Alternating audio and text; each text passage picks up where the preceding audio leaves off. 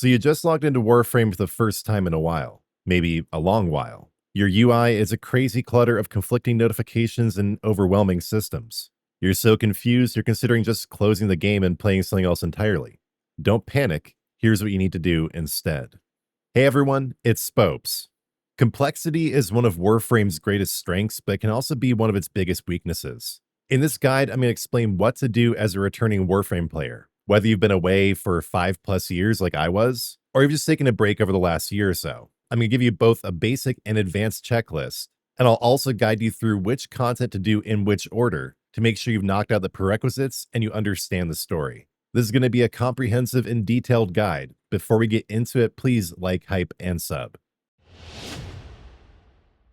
We're going to start with a basic checklist of what you want to make sure you've knocked out before you continue. For most returning players, you'll already have done this, but I did want to make sure to include all these items for those of you who just basically jumped into the game once, maybe for a few hours, but didn't really progress very far along the path. So the very first thing you should make sure you've done as a returning player in Warframe is the initial Vor's Prize intro quest. This is where you choose your first Warframe, you set up your orbiter, and you meet one of the primary early antagonists of the game, Vor. This is an essential step for onboarding new players, but it's entirely possible if you only played Warframe for a few hours, you didn't actually complete this. But yeah, most of you have already probably done this, but do make sure that you've completed Vor's Prize before you continue. From there, make sure you've completed all the junctions so you've unlocked your star chart. I'm in the Steel Path here, and I have not unlocked all the junctions in Steel Path. Actually, I haven't unlocked any of them. But if a junction is unlocked, it should look like this. Each junction has a boss that's intended to test your strength when you get there. So just make sure you have some reasonably good mods in your frame and your weapons, and tackle every junction, progress through each planet to get to that junction, so you can make sure the whole star chart is unlocked. Now, speaking of mods and getting more powerful, there's a new quest that's intended to help with that. This is called the Teacher, and it's basically Warframe's best effort to date for onboarding new players. As the name suggests, the Teacher will guide you through some basics of the game, including how to use mods. So even if you think you already know how to do all this, you might want to run through the Teacher just as a refresher course, especially if you've been away from Warframe for a long time. Another step I want to make sure I included in the basics checklist is joining a clan. Now, I did just create a clan this morning, kind of to mirror the clan I have in the Elder Scrolls Online. I only have space for 9 more players at this point, but if you do want to join my clan, leave your Warframe username in the comments, or join our Discord. There's a link in the video description, and leave your ID there. I will send you an invite, and we can build this as we go. But generally, clans are good for socialization and accessing important resources. I would totally understand if you didn't join my clan because it's brand new and I have honestly no idea what I'm doing. But do definitely join a clan that will help you along in your journey. Another important thing to point out at this juncture is that every new Warframe account starts with 50 platinum. If you're not sure what to do with that, your best bet is buying additional Warframe or weapon slots. You're going to run out of space pretty quickly, but you have enough platinum from the beginning to unlock both some Warframe and some weapon slots. That's the best bang for your buck with your free platinum. As a returning player, you may have already used up your platinum, but again, this basic section is mainly targeted at people who may have just tried the game for just a few hours and bounced off. We're going to get into the advanced stuff that experienced returning players should do in a moment. Also, don't forget that one of the main goals of the game is gaining mastery and going up in mastery ranks. You get mastery points every time you master a piece of equipment, whether that's a Warframe, a weapon, a pet, etc. And there are unique tests at every mastery rank that will test your efficiency, your movement skills. The point is that you get extra perks with every mastery level. So if you're currently ready for a test, go ahead and do it. Though it may also be prudent to preview your mastery test before you do it. You can do that by going to Cephalon Samaris' Sanctuary in any relay. All right, that does it for the basic stuff you should do if you're basically brand new to Warframe, only played a few hours, or if you need a refresher on some of the basic mechanics. Now we're going to get into a more advanced checklist for returning players who have sunk at least 20 to 100 hours in the game. And then after that, I'm going to run you through all the content you may have missed in chronological order, explain the order in which you should do the content. One of the first things you should do as a reasonably experienced returning player is optimize your mods. I'm talking about the mods on your Warframe, on your weapons, then also on any pets you may have unlocked, your Arc Wing, etc. For most gameplay, what's going to be important is making sure that your Warframe and weapon mods are reasonably optimized. So simply go to your arsenal, hover over a piece of equipment, and select Upgrade. Now, it's not like my mods are super great or anything. I did just recently return to the game myself, but I spent quite a bit of time figuring out what would be optimized here. And to be honest with you, I just used an AI chatbot to do so. I took screenshots of my loadout, said, how can I improve this? Obviously, AI hallucinates sometimes, so you want to make sure that it's actually correct. But that worked pretty well for me. As I gain more experience in the game, I will be coming out with builds myself. You can also, of course, use build guides on YouTube or on websites. But just in general, make sure that your mods aren't crazy and that they're at least almost entirely upgraded. This may require applying some forma to certain weapons to make sure you have enough capacity or that slots are the correct polarity. And yes, whether you use AI or build guides or whatever, I do recommend that you research each mod you're using. Make sure it actually belongs there. Make sure there isn't a more optimized option to slot. And now, speaking of forma, you will need quite a bit of this for proper optimization. So if you have any forma blueprints, make sure you're running them. The same goes for Orokin catalysts and reactors. All these basic items you're going to need throughout your Warframe journey. If there are any frames or weapons you have not mastered, now would also be a good time to start making those as well. But do keep in mind, like for instance with this Cadus, I have not yet mastered bow, and it does require bow as an ingredient, so I'm not going to start building that yet. Instead, I'll go ahead and start building chroma neuroptics because I have not yet mastered chroma. Essentially, just make sure you are always building something. You will need all these components in the long run. And next, do not forget that fashion frame is the true endgame. If it's been a while since you've been in the game, your fashion sense may have changed. Make sure to go through your frames and your weapons, ensuring that you like your color choices, your attachments, your skins, etc. I did just get a new sigil. Is this something I like? No, not really. But yeah, spend some time upgrading your appearance, changing it around. For me and for many others, aesthetics is one of the most rewarding parts of Warframe.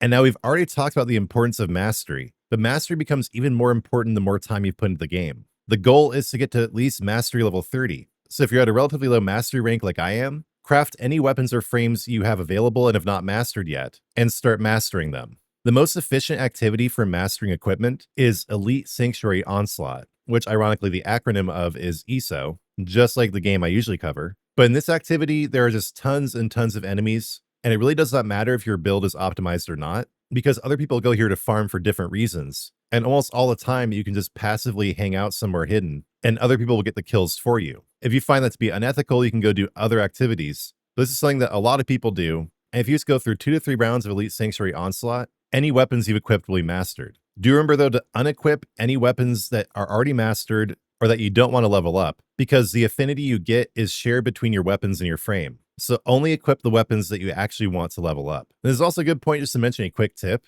I just learned recently, actually, you can favorite equipment. There's a little star up here when you have a piece of equipment on, and you can click it to favorite it. That way it will show up at the top of your list. All right, that does it for the checklist. Now we're going to talk about all the content that may have come out while you were gone and the order you should tackle it, which really does matter.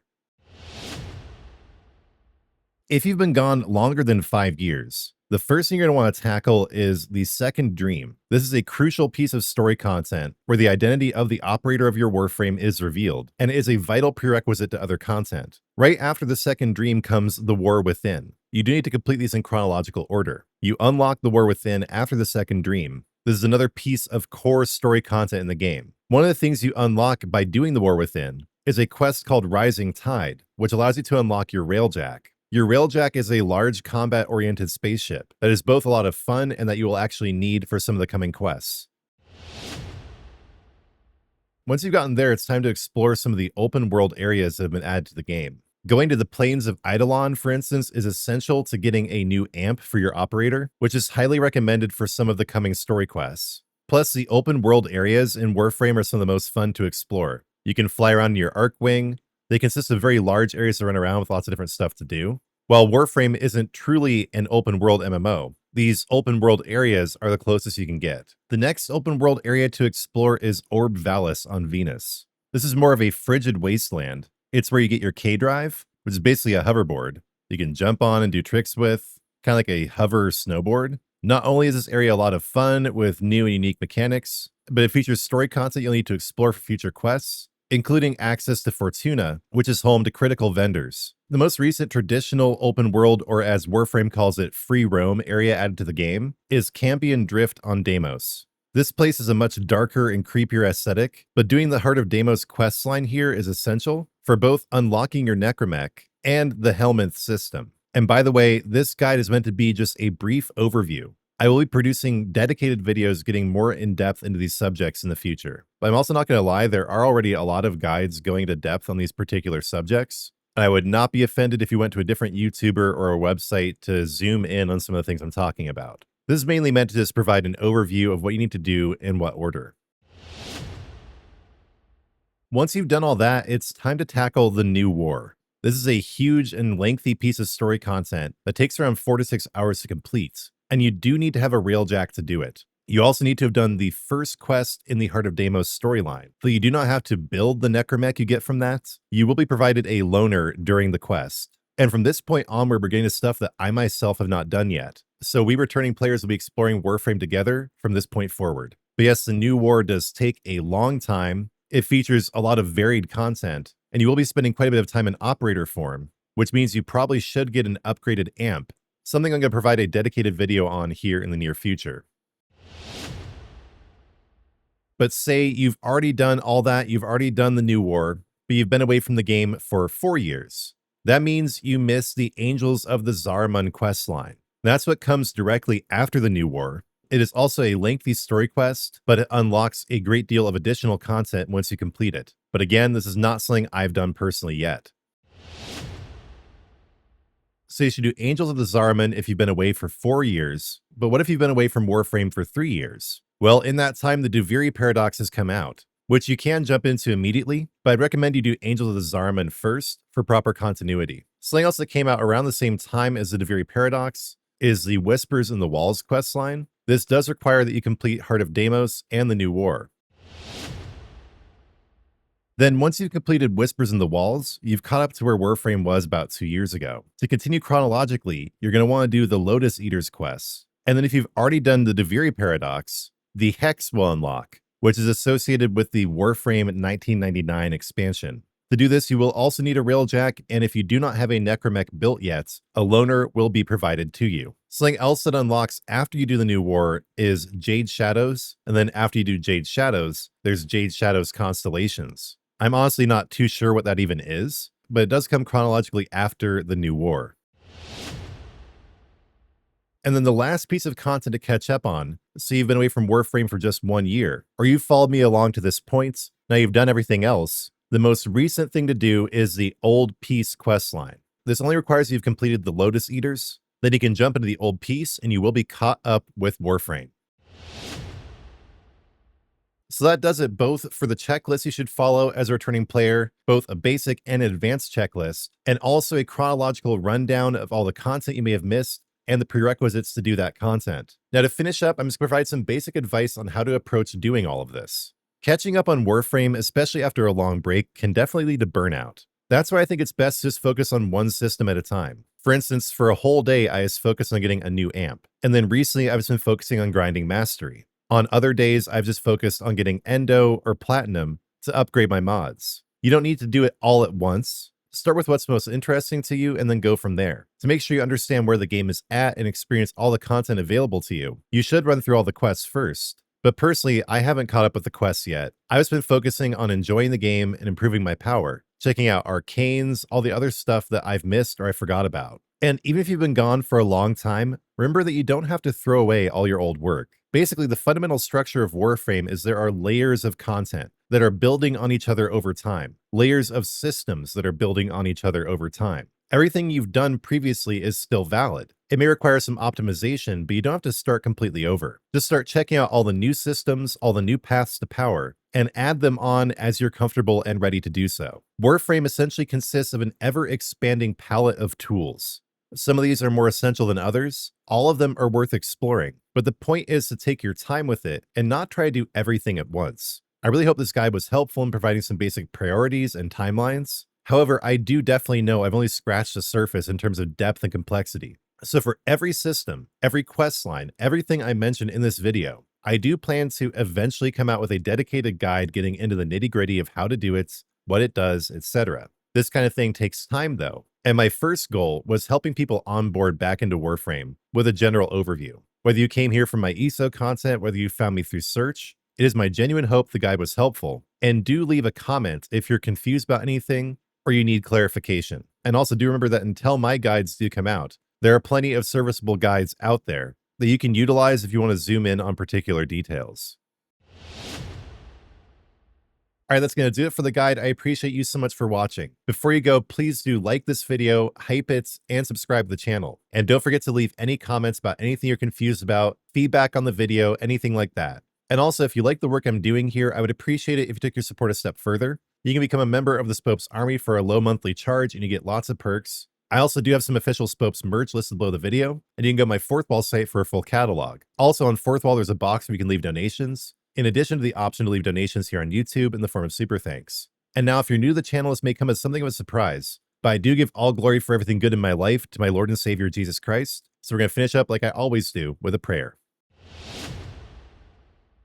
Lord Jesus, thank you for Warframe and for my channel. Please bless everyone watching this video. Please help this video empower it to assist people in getting back into the game. I'm so grateful, Lord, for you inspiring Digital Extremes to make Warframe such an ethical and high quality game that's developed so well. Please do be with the developers there at Digital Extremes. Empower them to make Warframe even better as the years go by.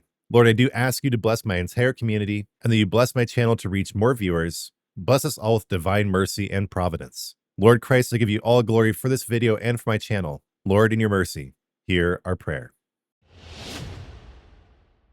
That's going to do it for the video. Thank you so much for watching until the end. Before you go, please do like, hype, comment, and subscribe. And when you do subscribe, turn on notifications because I'll be back soon with new content.